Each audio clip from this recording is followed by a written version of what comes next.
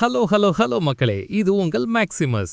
என்ன பாஸ், எடப்பாடியார் 10,000 தர்றேன்னு சொன்ன உடனே திருமாவளவன் அதுக்கு ஒரு நச்சு பதில கொடுத்திருக்காரு.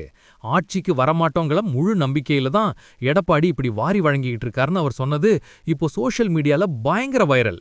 இதோ அந்த 7 ஜொலிக்கும் தகவல்கள். 1. அதிமுக எப்படியும் வெற்றி பெறப் போவதில்லை என்ற நம்பிக்கையில்தான் எடப்பாடி பழனிசாமி 10,000 ரூபாய் கருணைத் தொகையை அறிவித்திருக்கிறார் என திருமாவளவன் கிண்டல் செய்துள்ளார். 2.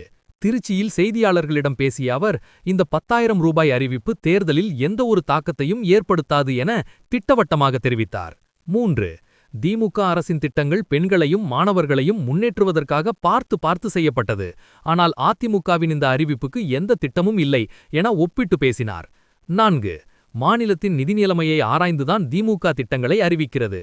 ஆனால் அதிமுகவின் அறிவிப்பு வெறும் தேர்தல் கணக்கு மட்டுமே எனச் சாடினார். 5. விஜயின் தமிழக வெற்றிக் கழகம் எதற்காக தொடங்கப்பட்டது, அவரது இலக்கு என்ன என்பது யாருக்கும் புரியவில்லை என தளபதி விஜயையும் ஒரு பிடி பிடித்தார் திருமா. 6. ஓபி பழனிசெல்வம் திமுக கூட்டணிக்கு வந்தால் அதை மனதார வரவேற்போம் என கூறி ஓபிஎஸ்க்கு ஒரு கிரீன் சிக்னல் கொடுத்தார். 7. தவேகாவின் வரவால் திமுக கூட்டணிக்கு எந்த பாதிப்பும் இல்லை, மக்கள் முதல்வர் ஸ்டாலின் பக்கமே நிற்கிறார்கள் என தெம்பாக முடித்தார்.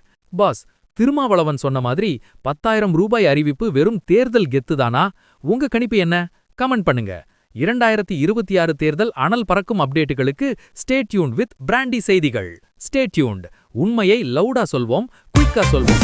This is Maximus signing off. Keep watching. Bye bye. ஒரு விசில் போடுங்க பாஸ்.